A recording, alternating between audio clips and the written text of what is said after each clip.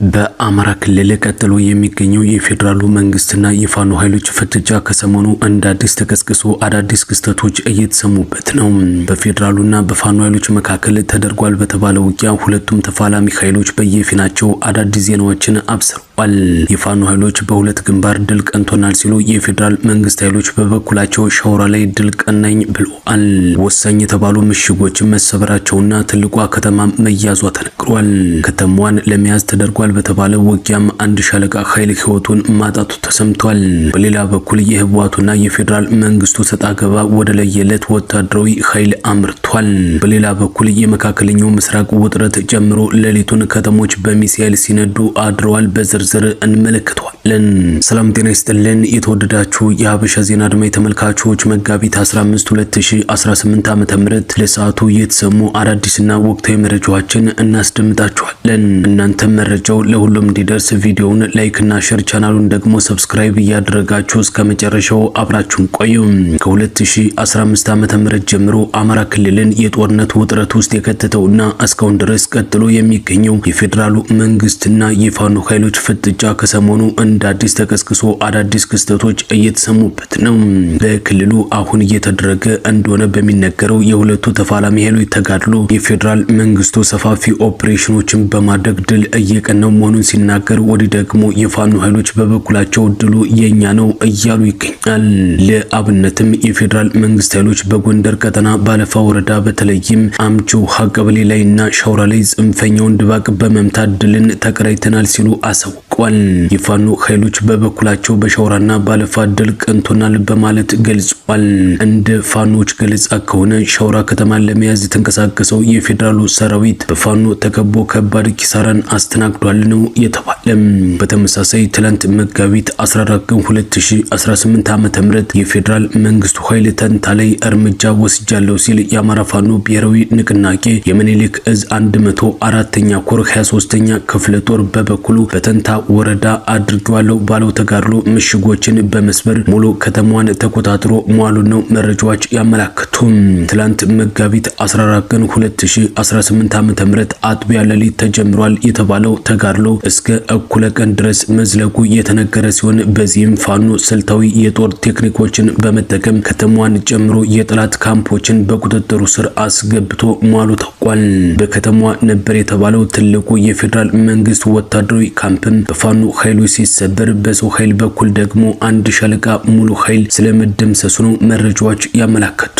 በዚህ ውጊያ የፌዴራሉ ኃይል ወደ ፋኖ የተሰነዘረበትን ጥቃት ለመቀልበስ በሚል ከጊምባና ከማሻ ተጨማሪ ኃይል በማሰባሰብ በከባድ መሳሪያ ታገዘ ለሁለተኛ ዙር ማጥቃት አድርጓል የተባለ ቢሆንም የፌዴራል መንግስቱ ጥቃት በአማራ ፋኖ ብሔራዊ ንቅናቄ 23ኛ ክፍለ ጦር አባላት መከላከል ገጥሞት ከባድ የሰብአዊና ቁሳዊ ውድመት ማስተናገዱን ማህበራዊ ሚዲያ ላይ የወጡ መረጃዎች ያመለክታሉ።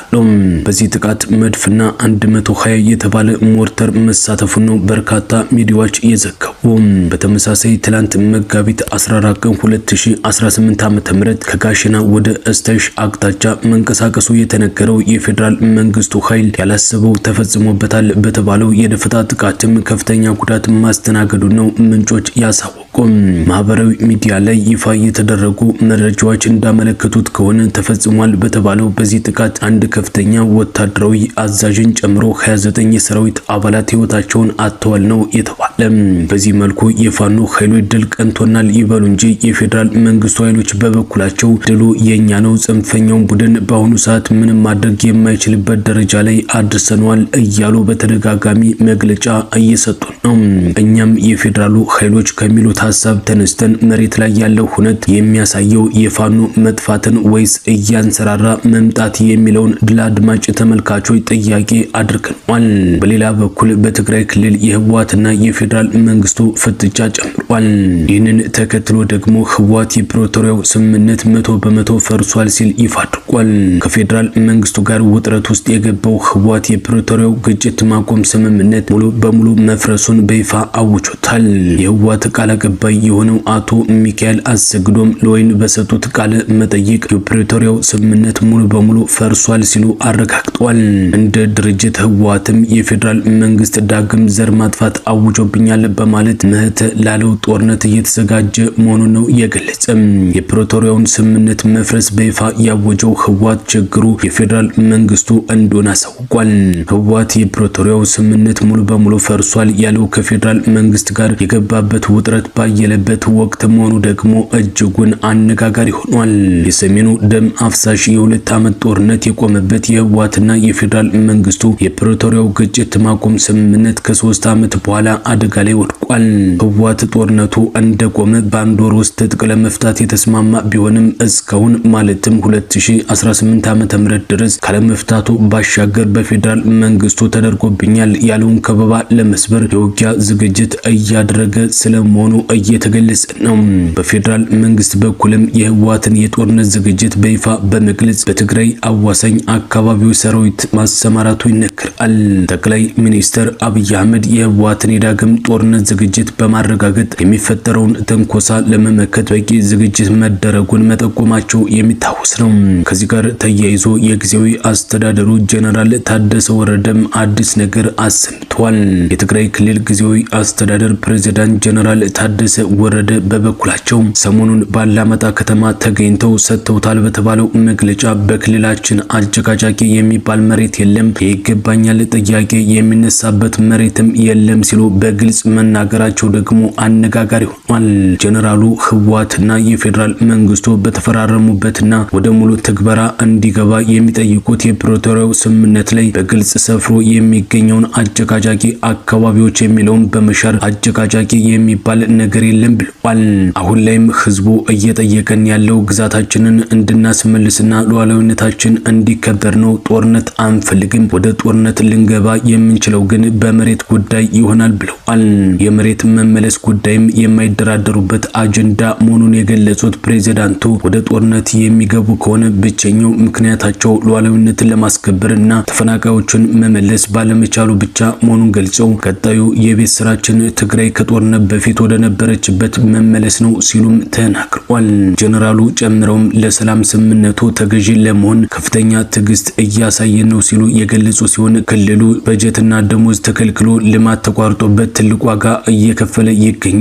ይህንን መስዋዕትነት ሌላኛው የስምምነቱ ፈራሚ የፌዴራል መንግስት ሊረዳው ይገባል ብለዋል። ሆኖም ግን ጀነራል ታደሰ ወረደ መሬታችን ይመለስልን የሚል ንግግር ያድርጉ እንጂ በአማራ ክልል በኩል ደግሞ በተለይም በነ ኮሎኔል ደመቀ ዘውዱ በኩል የሚጸና እንጂ የሚፈርስም ሆነ የሚመለስ ርስት የለም እያሉ ነው። ይህ በእንዲህ እንዳለ ደግሞ የኢትዮጵያ ቤንሻንጉልና የሱዳን ብሉ ናይል ክልሎች በሚገናኙበት ቀጠና ደግሞ ከባድ ጦርነት ተቀስቅሷል። በሱዳን በኩል ባለው ድንበር ቀጠና የሱዳን ጦርና ፈጥኖ ደራሽ ኃይሉ ውጊያ ላይ ናቸው። ትላንት ጀምሮ ድንበር ቀጠና የሚኖሩ ኢትዮጵያውያን ቀያቸውን ለቀው እንዲወጡም ታዝዘዋል። ይህንን ተከትሎ የጉምሩክ ነዋሪዎች ወደ ወርዛብና ሌሎችም አካባቢዎች እየተፈናቀሉ ይገኛሉ ነው የተባለ።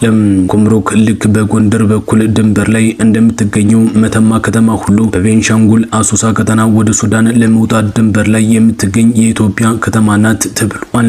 በሌላ በኩል በከፍተኛ የመንግስት ባለስልጣናት ላይ ሊካሄድ የታሰበው ያልተጠበቀ ምርመራና አዲስ አቅጣጫን በተመለከተም አዲስ መረጃ ደርሶናል።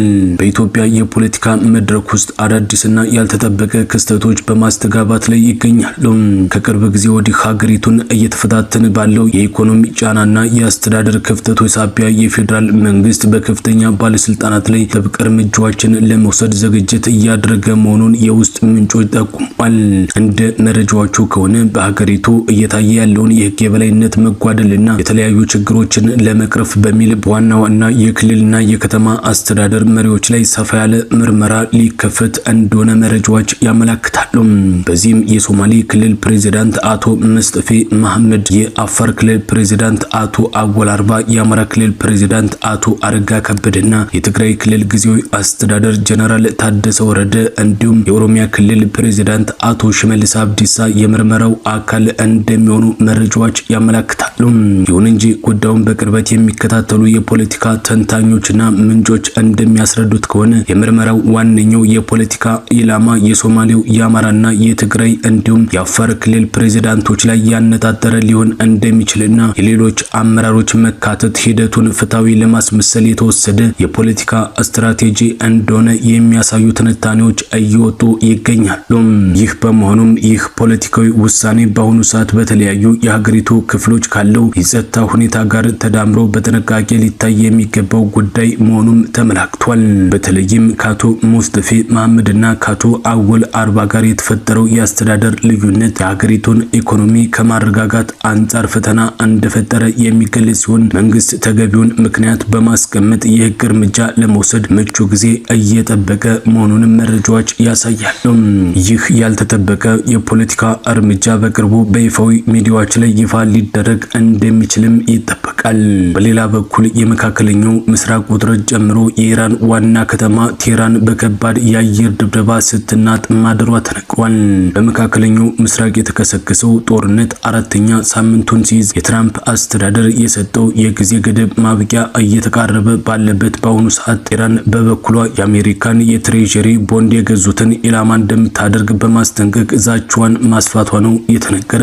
የኢራን ምክር ቤት አፈ ጉባኤ መሐመድ ባግር በማህበራዊ ሚዲያ ገጻቸው ባሰፈሩት መልእክት ላይ የአሜሪካን መንግስት ቦንድ የያዙ ከሀገሪቱ ጋር ግንኙነት ያላቸው የፋይናንስ ተቋማት ልክ እንደ ወታደራዊ የጦር ሰፈሮች ኢላማ ይደረጋሉ ብለዋል። አፈ ጉባኤው አክለውም የአሜሪካ የትሬዠሪ ቦንዶች በኢራናውያን ደም የተነከሩ መሆናቸውን ጠቅሰው እነዚህን መግዛት ማለት በዋና መስሪያ ቤቶችና በንብረቶች ላይ ጥቃት እንዲሰነዘር መጋበዝ ማለት ነው ሲሉ አስጠንቅቀዋል። የአሜሪካን ወታደራዊ በጀት የሚደግፉ የፋይናንስ ተቋማት ህጋዊ የጥቃት ኢላማዎች መሆናቸውን ገልጸዋል።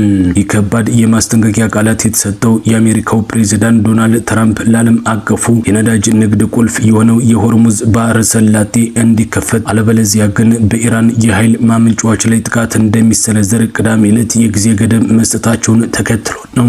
የእስራኤል ጠቅላይ ሚኒስትር ቤንያሚን ኔታንያሁም የአሜሪካንን እርምጃ እንደሚደግፉ ቃል በመግባት የሚወሰደው ማንኛውም እርምጃ በጋራና በከፍተኛ መተማመን ላይ የተመሰረተ እንደሚሆንም አረጋግጧል። ከትላንት በስቲያ እሁድ በደቡባዊቷ ኦራድ ከተማ የኢራን ሚሳኤል ያረፈበትን ስፍራ በጎበኙበት ወቅት ኔታንያሁ የአውሮፓ ሀገራትን ጨምሮ የዓለም መሪዎች ጦርነቱን እንዲቀላቀሉ ጥሪ አቅርበዋል። ኢራን እስከ አውሮፓ ዘልቆ የመግባት አቅም እንዳላትና ሁሉንም ሀገራት በኢላማ ውስጥ እያስገባች መሆኗንም አስጠንቅቋል። በሌላ በኩል ኢራን የአሜሪካን ማስጠንቀቂያ ውድቅ በማድረግ አሜሪካ ዛቻዋን ተግባራዊ የምታደርግ ከሆነ የውሃ መስመሩ ሙሉ በሙሉ እንደምትዘጋና በገልፍ ሀገራት የሚገኙ የኤነርጂ መሰረተ ልማቶችንና የውሃ ማጣሪያ ተቋማትን እንደምታጠቃ ዝታለች ነው የተባለ። እንደተናገሩት ከሆነ በኢራን የኃይል ማመንጫዎች ላይ የሚሰነዘር ማንኛውም የአሜሪካ ወይም የእስራኤል ጥቃት በመላው ቀጠና በሚገኙ የኤነርጂና የነዳጅ ተቋማት ላይ ወዲያውኑ ያጸፋ ጥቃት እንዲከፈት የሚያደርግና የማይቀለበስ ጉዳት የሚያስከትል ይሆናል። ይህ በእንዲህ እንዳለ የጦርነቱ ግጭት በሳምንቱ መጨረሻ ይበልጥ ተባብሶ የቀጠለ ሲሆን እስራኤል ከፍተኛ የሚሳኤል ጥቃት እያስተናገደች መሆኗንና በኢየሩሳሌም እንዲሁም በመካከለኛው እስራኤል የሚገኙ ነዋሪዎችም ወደ መጠለያ እንዲገቡ ማስጠንቀቂያዎች ተሰጥቷል። አልጀዚራ እንደዘገበው ከሆነ ቢያንስ 8 የሚሆኑ በተለይም በመካከለኛው እስራኤል የሚገኙ አካባቢዎች በሚሳኤል ስብርባሪዎች ወይም ፈንጆች ተመትተዋል። ትላንት ሰኞ ማለዳ የእስራኤል ጦር በቴህራን በሚገኙ የኢራን መሰረተ ልማቶች ላይ ሰፊ የአየር ድብደባ መጀመሩን ያስታወቀ ሲሆን በዋና ከተማዋም የተለያዩ ክፍሎች ፍንዳታዎች መሰማታቸውም ተዘግቧል። በተመሳሳይ ኢራን ወደ እስራኤል እንዲሁም የአሜሪካ ወታደራዊ ኃይል ወደሚገኝባቸው የገልፍ ሀገራት ሚሳኤሎችንና ድሮኖችን መተኮሷን ቀጥላለች ነው የተባለ። ኩዌትና የተባበሩት አረብ ኤሚሬቶች ከኢራን የተሰነዘሩ ተጨማሪ የሚሳኤልና የድሮን ጥቃቶችን በአየር መከላከያዎቻቸው ማክሸፋቸውን ዛሬ ሲያስታውቁ በባህሬንም የአየር ጥቃት ማስጠንቀቂያ ሳይረን ተሰምቷል። የሳውዲ አረቢያ መከላከያ ሚኒስቴርም ወደ ሪያድ አቅጣጫ የተተኮሱ 2 ባላስቲክ ሚሳኤል ሚሳኤሎችን መለየቱን አንደኛው በአየር ላይ ሲከሽፍ ሌላኛው ሰው በማይኖርበት ክፍት ቦታ ላይ መውደቁን አረጋግጧል።